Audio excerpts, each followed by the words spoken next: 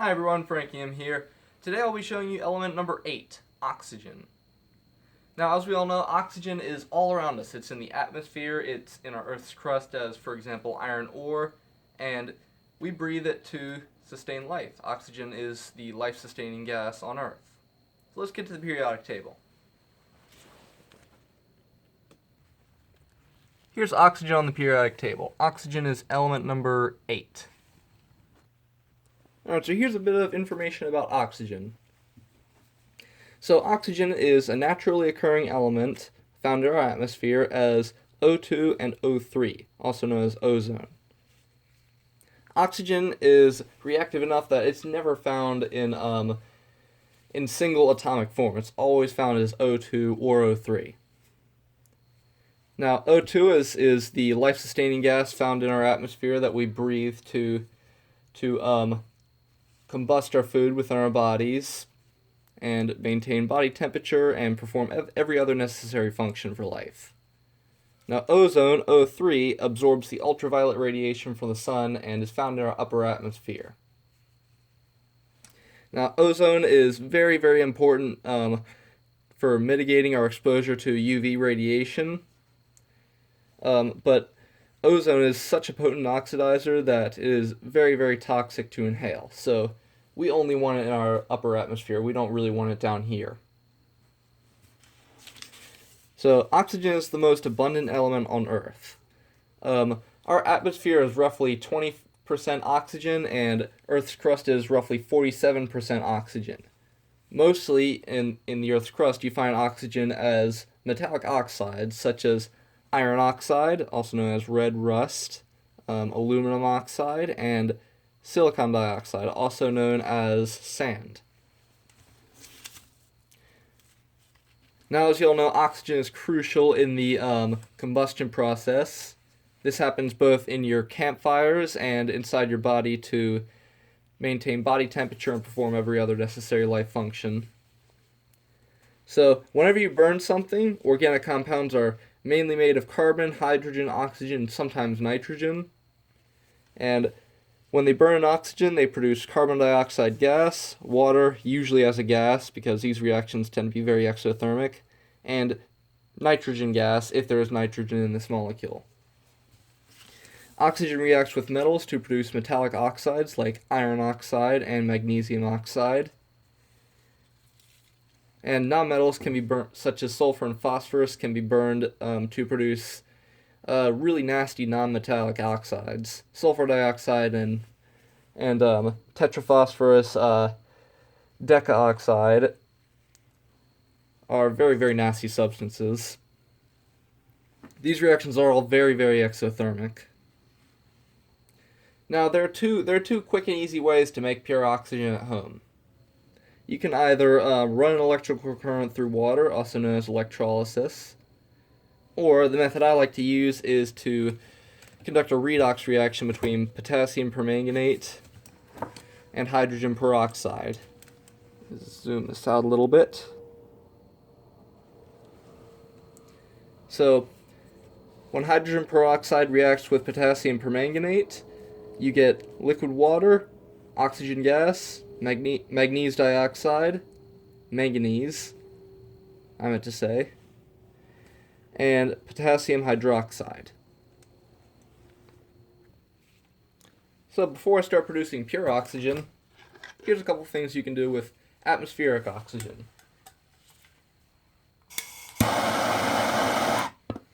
You can burn organic materials like wood. So another thing you can do with atmospheric concentration of oxygen is make something called the whoosh bottle. It's a very common chemistry demonstration seen in high school classrooms.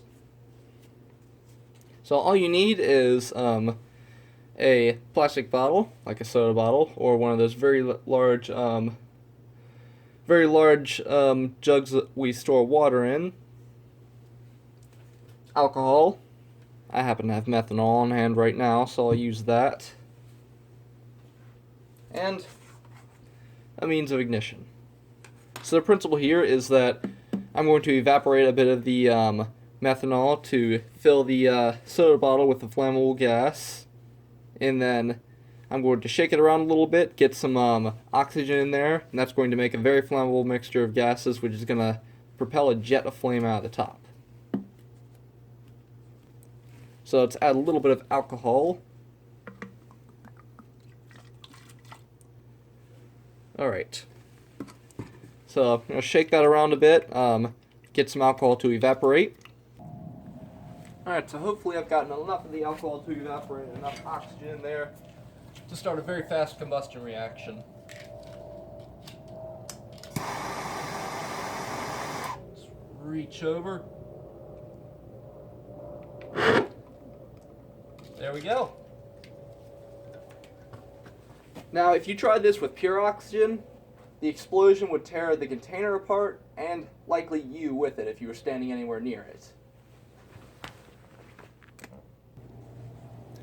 Alright, so in a future video I'll do more demonstrations on a larger scale with the whoosh bottle, using the very large plastic bottles you store water in and put into your water dispensers. For example, acetylene, a super flammable gas, basically turns it into more of a boom bottle than a whoosh bottle. But anyways, let's move on to making pure oxygen. So I've worked out that if you're working with drugstore hydrogen peroxide, to produce a liter of oxygen, you're going to need 4.7 grams of potassium permanganate and 507 milliliters of hydrogen peroxide. Now, I'm going to be producing half a liter, so I'll be using approximately 250 milliliters of hydrogen peroxide and 250 milliliters of 0.06 molar potassium permanganate. Or you can just add the solid 2.35 grams. Alright, so I'll be making the pure oxygen in this flask here. So first off, I'm going to start by adding 250 milliliters of hydrogen peroxide, drugstore concentration, which is about 3%. Alright, so let's add the hydrogen peroxide.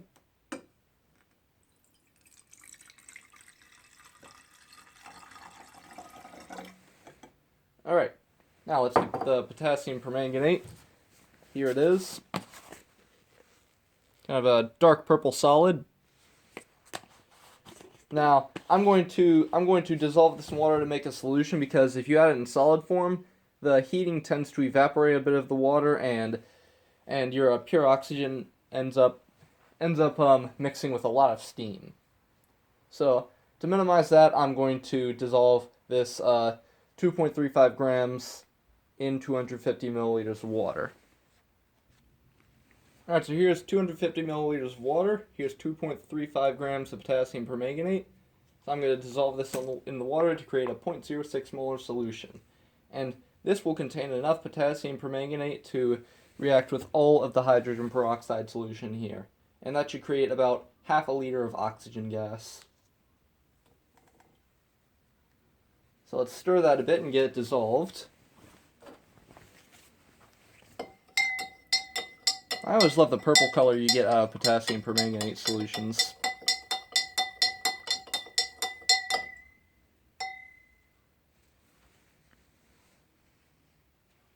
So now I've got the solution prepared. Let's mix it with the hydrogen peroxide.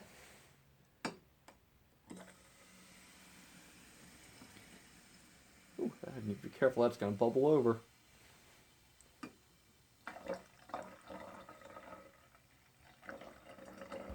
As more and more of the hydrogen peroxide reacts and the concentration drops, the reaction slows down quite a bit. Alright, so this flask should now be filled with pure oxygen. Still got a bit of carbon residue on it from my last experiment with this. So anyways, let's heat up a little piece of wood and test for pure oxygen.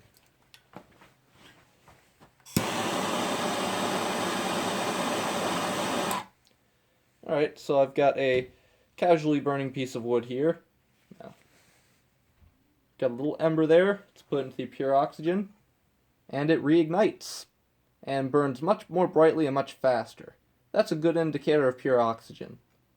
Now this will burn until the oxygen in the flask has run out. The oxygen is starting to run out now that you see some of the carbon in this material being released as black carbon dust you see.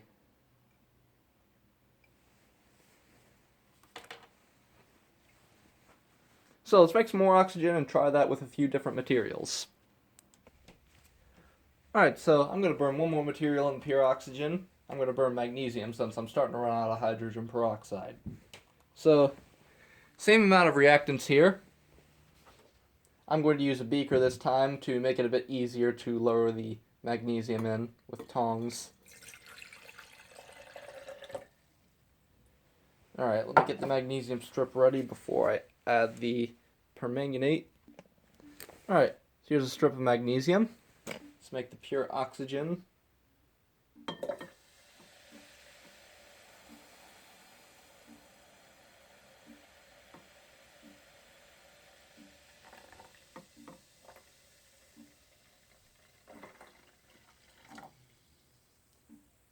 Alright, there should be a reasonable amount of pure oxygen in there. So let's ignite the magnesium.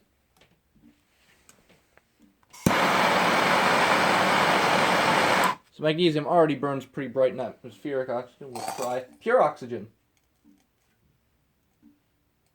Burns much faster, much more brightly in pure oxygen. All we've done here is we've increased the concentration of the reactant to make the reaction faster. This reaction is also used to create the elephant's toothpaste reaction. So what you do is you take higher concentration hydrogen peroxide for a faster reaction, and you mix it with dish soap. Add the you add the potassium permanganate or whatever other agent you're using, and the oxygen will become trapped in bubbles and it will burst out of the top of the container.